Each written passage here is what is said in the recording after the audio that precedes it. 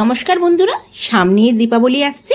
এই দীপাবলিতে আপনারা ঘরে তৈরি করেন গোলাপ জামুন মানে পান্তুয়া।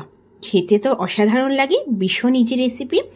শুধু দেওয়ালি কেন, যে কোনো সময় আপনারা ঘরেতে খুব সহজেই বানিয়ে ফেলতে পারেন। নরম নরম তুলতুলে একদম গোলাপ জামুন। দেখুন কতটা জুসি হয়েছে, এত নরম। খোয়া দিয়ে বানিয়েছি আমি আজকে। তো চলুন রেসিপিটা শুরু করা যাক। নমস্কার বন্ধুরা, বেঙ্গলি নাগরাতে আপনাদের সবাইকে স্বাগত।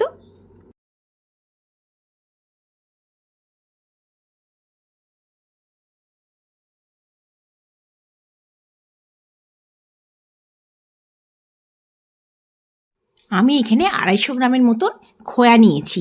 এই খোয়াটা আমি বাজার থেকে কিনে নিয়ে এসেছি, আপনারা চাইলে ঘরেও তৈরি করে নিতে পারেন। এই খোয়াটা একদম তাজা, মানে যখনই বাজার থেকে কিনে নিয়ে আসবেন খোয়াটা যেন তাজা হওয়া চাই, একটু মানে নরম। দোকানে বলবেন যে গোলাপ জামুন বানানোর জন্য, ওরা কিন্তু একদম নরম খোয়াটা দেবেন, মানে তাজা খোয়াটা। একটু শক্ত হয়ে গেলে কিন্তু একটু মানে গোলাপ জামুনগুলো অতটা ভালো হবে না। আচ্ছা, আমি এবার কি করব, হাত দিয়ে ভালো করে খোয়াটাকে 5 থেকে 6 মিনিট টাইম নিয়ে, ঘড়ির টাইম নিয়ে আমি দেখে ভালো করে হাতের তালু দিয়ে ভালো করে এটাকে ম্যাশ করে নেব। এই প্রসেসটা অবশ্যই করবেন, তাহলে কিন্তু গোলাপ জামুনগুলো ভীষণ নরম তুলতুলে হবে। শক্ত হলে মানে এটা যদি না ম্যাশ করেন তাহলে কিন্তু গোলাপ জামুনগুলো একদমই ভালো হবে না। দেখুন হাতের তালু দিয়ে আমি ভালো করে এটাকে আগে ম্যাশ করে নিচ্ছি। আচ্ছা, আপনারা চাইলে ঘরেও কিন্তু 1 লিটার কি 1.5 লিটার দুধে খোয়া বানিয়ে নিতে পারেন, আমি কিনে নিয়ে এসেছি। আচ্ছা দেখুন, 5 থেকে 6 মিনিট টাইম নিয়ে আমি ভালো করে এটাকে ম্যাশ করে নিলাম। দেখেই বুঝতে পারছেন কতটা নরম তুলতুলে আছে এটা। এইটা খোয়াটা যতখানি নরম হবে ততখানি মিষ্টিগুলো নরম হবে। আচ্ছা, এবার আমি কি করেছি, এখানে মানে 100 গ্রামের থেকে কিছুটা কম, মানে 80 গ্রামের মতন ছানা নিয়ে নিয়েছি। আমি ঘরেতেই এই দুধতে ছানা বানিয়ে নিয়েছি। আপনারা চাইলে পনির কিনে নিয়ে আসতে পারেন। পনির কিনে নিয়ে এলে পনিরটাকে গ্রেট করে নেবেন। আচ্ছা, এবার আমি ছানাটাকে আলাদা হাতে তালু দিয়ে যেমনি করে রসগোল্লা মাখে ছানাটাকে, সেইভাবে কিন্তু আমরা করব হাতের তালু দিয়ে। এটা করা কিন্তু জরুরি। এটা কিন্তু প্রথমে আগে খোয়ার সাথে মেশাবেন না, এটা কিন্তু আলাদা আপনারা হাতের তালু দিয়ে ম্যাশ করে নেবেন। তারপরে ভালো করে দেখুন হাতের তালু দিয়ে ম্যাশ হয়ে যাওয়ার পর তারপর এটা খোয়ার সাথে মেশাবেন। খোয়ার সাথে মিশিয়ে দিলে কি হবে, অনেক সময় এর মধ্যে একটু ডালা ডালা থাকে, তো এটা কিন্তু অসুবিধা হয়ে যাবে। তো এটা অবশ্যই আগে এই প্রসেসটা, যেমন খোয়াটা আমি করলাম সেই প্রসেসটা আগে করে নেবেন। হাতে তালু দিয়ে যেমন রসগোল্লা হয় সেইভাবেই স্ম্যাশ করবেন। যতটা নরম মানে এই প্রসেসটা ভালো করে করবেন ততটা কিন্তু নরম তুলতুলে গোলাপ জামুনগুলো তৈরি হয়ে যাবে। দেখুন আমি 5 থেকে 6 মিনিট টাইম নিয়ে আমি ভালো করে ম্যাশ করে নিলাম, আপনাদের দেখাচ্ছি কতখানি। দেখুন ছানাটা দেখুন কতটা নরম হয়ে গেছে। এবার আমি কি করব, খোয়া আর ছানা একসাথে আমি মিশিয়ে নিলাম ভালো করে। এর সাথে মিশিয়ে নিয়ে এইটাও 2 থেকে 3 মিনিট ভালো করে আমি ম্যাশ করে নেব। গোলাপ জামুন বানানোর জন্য একটু দেখে নিতে হবে যে যখন আপনারা একটুখানি নিয়ে হাতে গোল গোল করে বানাবেন, তখন যেন ওর মধ্যে কোনো ক্র্যাক পড়ে না থাকে, তাহলে কিন্তু গোলাপ জামুনগুলো ভালো হবে না। দেখুন আমিও 2 থেকে 3 মিনিট সময় ধরে আমি প্রথমে 5 মিনিট খোয়া আর 5 মিনিট পনিরটা মানে ছানাটাকে আমি ম্যাশ করে নিয়েছি। এবার 2 থেকে 3 মিনিট ভালো করে দুটোকে মিশিয়ে নিলাম, খোয়া আর পনিরটাকে মানে ছানাটাকে। এবার আমি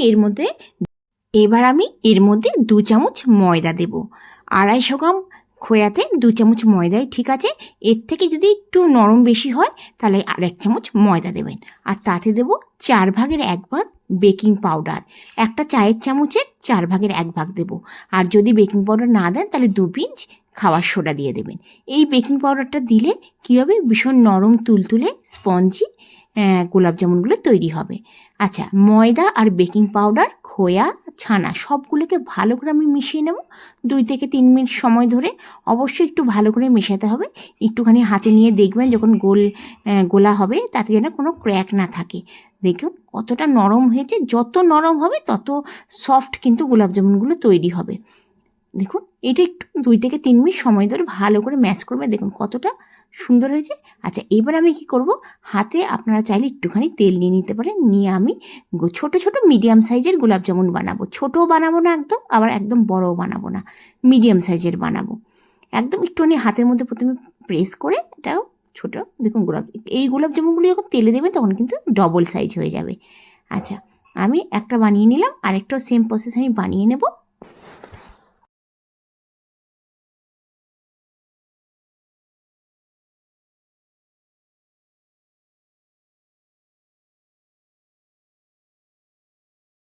কড়াইতে আমরা রিফাইন অয়েল দিয়ে দিয়েছি, আপনারা কিন্তু ঘিতেও কিন্তু ভাজতে পারেন, ঘিতে ভাজলে স্বাদটা অনেকটাই ভালো হবে। আচ্ছা, এবার আমি কি করব, গ্যাসের ফ্লেমটা একদম কিন্তু আমি লো রেখেছি। তেলটা দেওয়ার পর জাস্ট 1 মিনিট আমি টাইম নিয়েছি। এরপর আমি গোলাপ জামুনগুলো দিয়ে দেবো। আমি কিন্তু একদমই বেশি গরম করব না, এটা মাথায় রাখবেন। একদম অল্প গরম, মানে তেলটা দেওয়ার পরে 1 মিনিট পরে আপনারা গোলাপ জামুনটা ছেড়ে দেবেন। দেখুন আমি সবগুলো দেবো না, যতটুকু আমি বানিয়েছি ততটুকু দেবো, বাকিগুলো আবার আমি বানাবো। বানানো কিন্তু ভীষণই সহজ আর খেতে কিন্তু অসাধারণ লাগে। একবার ঘরেতে বানিয়ে দেখবেন। 250 গ্রাম খোয়াতে অনেকগুলো তৈরি হয়, মোটামুটি 20-25 পিস গোলাপ জামুন তৈরি হয় মিডিয়াম সাইজের। আচ্ছা দেখুন, আমি এবার 4 থেকে 5 মিনিট সময়ের পর আমি আস্তে করে উল্টে পাল্টে দিচ্ছি। আপনারা চেষ্টা করবেন কড়াইটা ধরে একটুখানি উল্টাতে। যেহেতু আমি হাতেতে মোবাইলটা রেখেছি, ওই জন্য আমি দুটো হ্যান্ডেল কড়াই ধরতে পারলাম না, ওই জন্য আমি চামচ দিয়ে উল্টে নিচ্ছি। আপনারা কিন্তু একদিকে মানে পুরো হয়ে যাওয়ার পর টাচ করবেন না, তাহলে কিন্তু গোলাপ জামুনগুলো ভেঙে যাবে। আচ্ছা দেখুন কি সুন্দর কালার হয়ে গেছে। আমি একটুখানি লাল করে গোলাপ জামুনগুলো ভাজলাম, মোটামুটি সময় ধরে একটু লো ফ্লেমে 8 থেকে 10 মিনিট সময় লেগে যায় মানে পুরো গোলাপ জামুনটা ফ্রাই হতে। আপনারা হালকা ভাজলেও চলবে, আমি একটুখানি ডার্ক ভাজছি। সেম প্রসেসে বাকি গোলাপ জামুনগুলো দিয়ে দিলাম, বাকি একটু বেশি করেই দিয়ে দিয়েছি যতটুকু ছিল। দেখুন এবার কি করব, আমি কড়াইয়ের দুটো হ্যান্ডেল ধরে আমি গোলাপ জামুনগুলোকে উল্টে দেবো। এই প্রসেসটা ফলো করবেন। আমি চামচ লাগিয়েছিলাম, কারণ তখন আমার হাতে মোবাইলটা ছিল, আর কারণ সেই সময় একদমই নরম থাকে, অনেক সময় ভেঙে যেতে পারে। আর দেখুন একটুখানি সময় ধরার পর একটুখানি উল্টে পাল্টে দেবেন। দেখুন গোলাপ জামুনগুলো মানে ফুলে কতখানি ফুলে গেছে দেখুন, আপনারা দেখেই বুঝতে পারছেন এটা ডবল সাইজের হয়ে গেছে। এই গোলাপ জামুন খেতে কিন্তু অমৃত লাগে, দারুণ লাগে, মানে মানে নরম তুলতুলে, মনেই হবে না যে আপনারা ঘরে বানিয়েছেন। ঘরে যদি খোয়াটাও বানিয়ে নেন তাহলে কিন্তু আরও ভালো হেলদি হবে। আমি দোকান থেকে কিনে নিয়ে এসেছি। আচ্ছা আমি একটুখানি লাল করে ভাজবো, একটুখানি সময় ধরে কিন্তু আপনাদের এই গোলাপ জামুনগুলো ভাজতে হবে। গ্যাসের ফ্লেম একদমই হাই করা যাবে না। আর যদি মনে হয় গ্যাস ফ্লেমটা একটু মানে তেলটা একটু বেশি গরম হয়ে গেছে, তখন গ্যাসের ফ্লেম বন্ধ করে তখন কিন্তু গোলাপ জামুনগুলো দিয়ে দেবেন। একদম যদি বেশি ফ্রাই মানে তেলটা গরম হয়ে যায় না, ওপরে তো রঙটা তাড়াতাড়ি এসে যাবে, কিন্তু ভেতরটা আপনার কাঁচা থেকে যাবে, আর রস কিন্তু একদমই ঢুকবে না, তাহলে কিন্তু নরম হবে না। আচ্ছা এদিকে আমি চিনি রসটা বানিয়ে নিচ্ছি। একটা স্টিলের কড়াইতে আমি এখানে 1.5 কাপ চিনি দিলাম, আর তাতে আমি 1 কাপের মতন জল দেবো। আপনারা চিনিটা কিন্তু একটু কম বেশি করতে পারেন। আমি চিনিটা 1.5 কাপ দিয়েছি, তাতে 1 কাপ জল দিয়ে ভালো করে রসটাকে ফুটিয়ে নেব। আর বেশি কিন্তু একদমই রসটা ঘন করব না, কারণ আমরা গোলাপ জামুনটা দেওয়ার পর একটু 4-5 মিনিট ফোটাবো, বেশি ঘন করলে কিন্তু অসুবিধা হবে। দেখুন আমাদের কিন্তু 10 মিনিটের সময় ধরে গ্যাসের ফ্লেম হাই করে আমি কিন্তু রসটা তৈরি হয়ে গেছে। এবার আমি গ্যাসের ফ্লেম বন্ধ করে দেবো। আপনারা এর মধ্যে একটুখানি ইলাচি পাউডারও দিতে পারেন সুন্দর গন্ধ আসার জন্য। আচ্ছা এবার আমি কি গ্যাসের ফ্লেমটা বন্ধ করে দিয়েছি, আর গোলাপ জামুনগুলো আমি দিয়ে দিলাম আমাদের তৈরি। আচ্ছা আমি এটা কিন্তু 2 ঘন্টার জন্য রেখে দিয়েছিলাম ঢাকা দিয়ে, আমি আপনাদের দেখাতে পারিনি সেই সময় গোলাপ জামুনটা যখন দিয়েছি। আর দেখুন কতটা রস টেনে নিয়েছে, 2 ঘন্টা ঢাকা দিয়ে আমি রেখেছি। আমি গোলাপ জামুনটা রসে দেওয়ার পর 5 মিনিটের মতো আমি ফুটিয়ে নিয়েছিলাম। আর দেখুন কিছুটা ডার্ক আমি গরম করেছি, আর কিছুটা হালকা ভেজেছি। তো দেখুন লাল, মানে কিছুটা লাল হয়েছে, কিছুটা কালচে হয়েছে। এবার কেটে দেখাবো কতখানি সফট হয়েছে গোলাপ জামুনগুলো, দেখুন কতটা। এটা অবশ্যই যদি সারা রাত রেখে দেন তাহলে তো ভীষণই ভালো, কিন্তু আর যদি 2 ঘন্টার জন্য রাখলেও চলবে।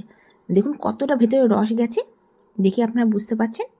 আপনারা যদি আজকে এই খোয়া দিয়ে গোলাপ জামুনের রেসিপিটা ভালো লেগে থাকে, অবশ্যই লাইক করবেন, শেয়ার করবেন। আর যদি আমার চ্যানেলকে এখনও পর্যন্ত সাবস্ক্রাইব না করে থাকেন তাহলে সাবস্ক্রাইব করার অনুরোধ রইল। আপনারা এই সেম পদ্ধতিতে আপনারা কিন্তু গোলাপ জামুন বানিয়ে নিতে পারেন। দেখুন কতটা রসে জুসি হয়েছে গোলাপ জামুনটা। আপনারা ভালো থাকবেন, সুস্থ থাকবেন, আবার আসবো নতুন ভিডিও নিয়ে। ধন্যবাদ।